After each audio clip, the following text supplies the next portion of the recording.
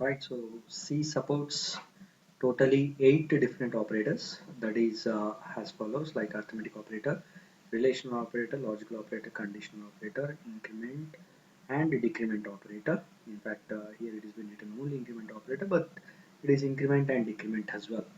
And assignment operator, special operator, and bitwise operator. So first, let us see about the arithmetic operator, which are the basic operators that we usually see in our mathematics. Okay, so these are the operators. Fine. Anyway, these operators, let us see by executing this one. Okay, so first let me execute this one. So yeah, right. So it is asking to enter totally three numbers. Let me give the three numbers: 5, 2, and 4. Okay, right. So, this is output. Firstly, let me copy down this output on our working pad. So I'm copying this one. Right. So here is your output that has been pasted on the working pad. Okay, right. So now let us see this one. So for us, the input here it is 2, 4, and like a 5, 2, and 4. That is your A value is 5 and B value is 2 and C value is equals to 4. So here whenever I'll be doing A plus B, so I'll be getting 7. So A minus B 3. So this all things are pretty clear. Only the thing is what is the difference between this division operator and modular division operator. That is something like this. That is whenever I'll be doing the for example here 5 by 2. So 5 by 2 is going to get divided like this. That is 2 and 5. Both are integers. Here 2 and 5 both are integers. Therefore it is 2 and it is 4 and the remainder is going to be 1. Remember, point adding here 0 then 5. So this is not going to happen. In fact, integer by integer is going to produce an integer as a quotient, and it will be leaving certain thing as a reminder. Okay, right. So therefore, like whenever I'll be doing a modular division b, I'll be getting 1, and whenever it is a by b, it is nothing but the quotient. Okay, so that is a worth noting thing. That is the difference between the division and modular division operator. Okay, now coming to the relational operator. Relational operators is gonna give you always the true and the false condition.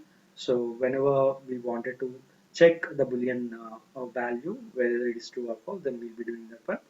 And here, when it comes to the true value, the machine is going to give you the value as 1. Whenever it is false, it is going to give the value as 0.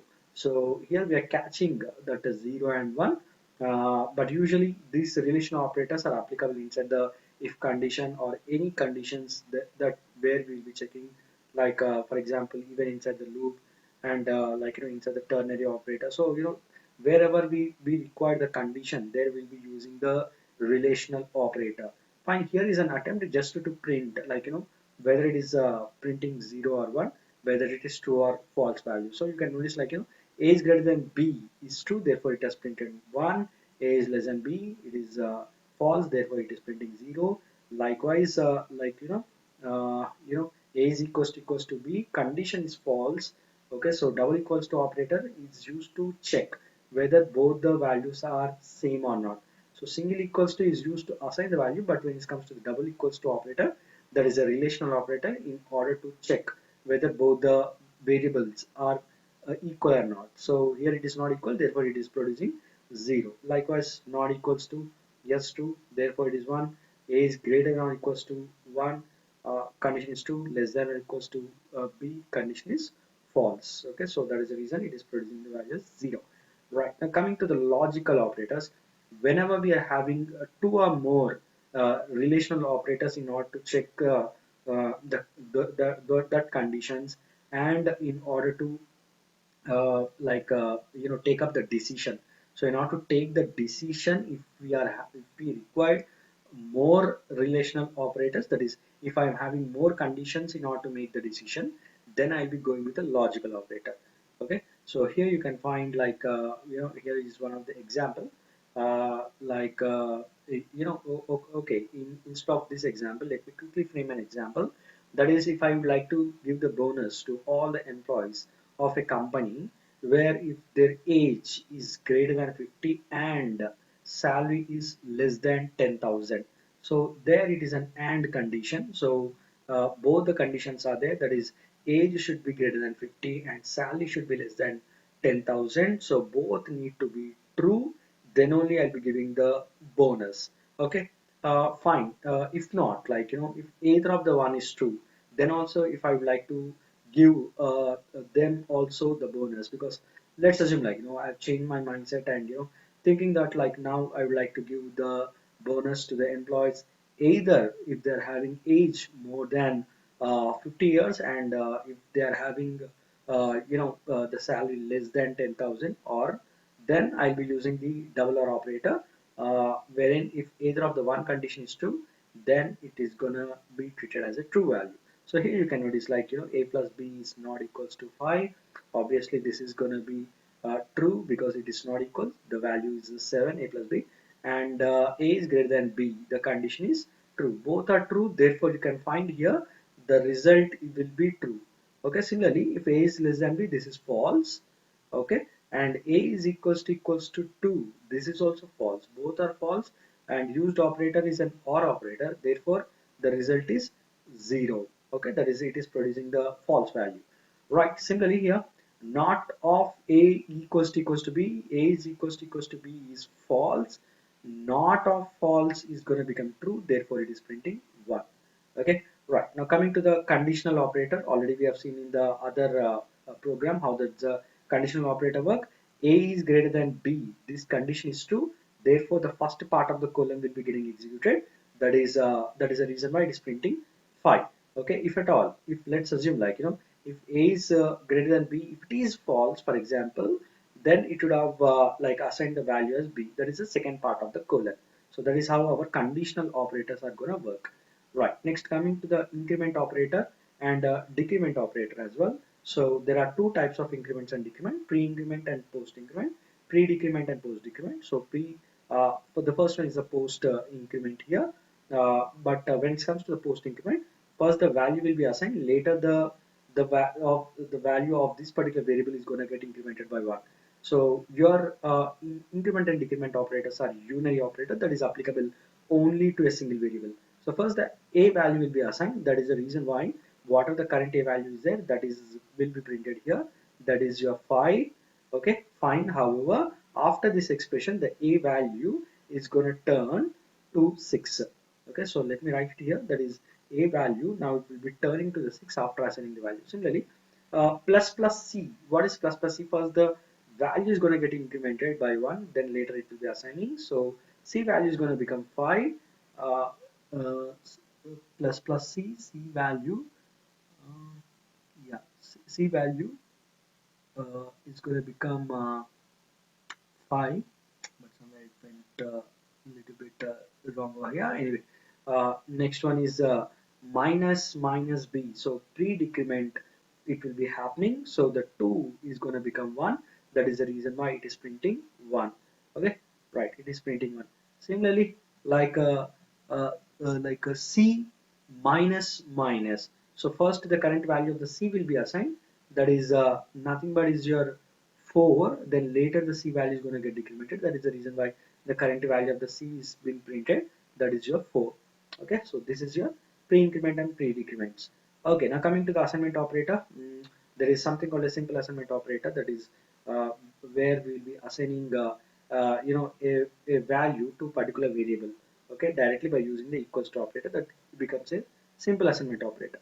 This is called as a shorthand assignment operator. So in shorthand assignment operator, we'll be doing it like this: a plus equals to 5. This indicates that a is equals to a plus 5. So this is going to become 10.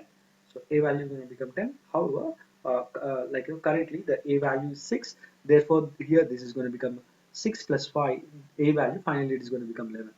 Okay, right. So that is how your shorthand operator works, and that is the reason you can find here the value that has been printed is 11. Okay. Similarly, c minus equals to 4, and so this is nothing but c equals to c minus 4. and currently the C value is 4, however, so therefore C value is going to become 0. That is the reason why it is printing 0. Right, now coming to the special operator, like size of operator. Size of operator is going to give the size of that particular data type, that what we put inside the size of operator. So your size of, if I'm taking for example int, then this is going to return the value inside the printf. If I wanted to print this one, this value like this, then what it is going to print is here, it is going to print totally 4 bytes. Okay, so similarly, like if I put here something like some float, then also it would have been given me the 4. If it is a double, then it will be giving 8, and so on. Okay, so size of operator is used to know the size of a particular data type. However, for the primitive data types, it may not make much sense, but when it comes to the data types like derived data type or user defined data type, for example derived data type like structure, there it is going to play a very vital role. Okay, right, now coming to the bitwise operators. In bitwise operator, we have already seen like how we'll be applying the and operator. So for example, like here, uh, the a value whatever it is there, so that one will be performed with the and operation with the b. For example, I'll be taking like something like this: a equals to some 5, b equals to some 4. So let's take the binary value of that one. So this is the binary value of 5, and this is the binary value of the 4. So if I'm applying the and operator, then true and false is going to become false. False and false is false. True and true is true. Therefore, here this is going to produce as number 4. This is your bitwise AND. So for the same thing, if I'm applying the bitwise OR, so let us see this one quickly. That is 0, 1, 0, which is a 5, 0, 0, 1, which is a 4. If I'm applying the OR operator for this one, then how it is going to work? That is 1 and 0, that is true and false is going to become true, false and false is false, true and true is true. So this is producing number 5. Okay, similarly if I'm applying some XOR operator between that one, then how that is going to work. So like quickly, like let me erase this content and let me show. So uh, I'm taking the eraser and I'm erasing everything here.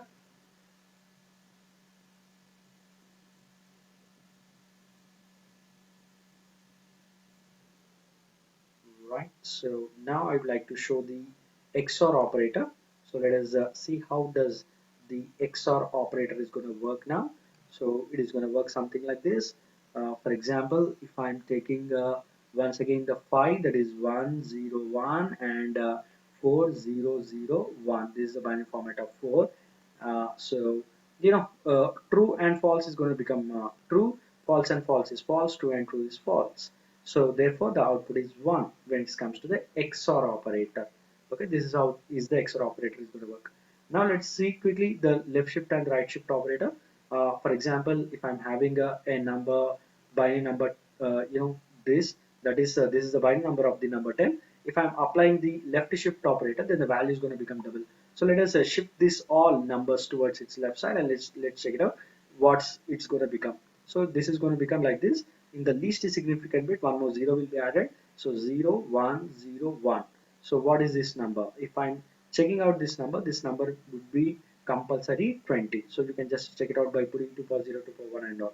Okay, right. Similarly, if I would like to perform the right shift operator to this one, then the value is going to become half.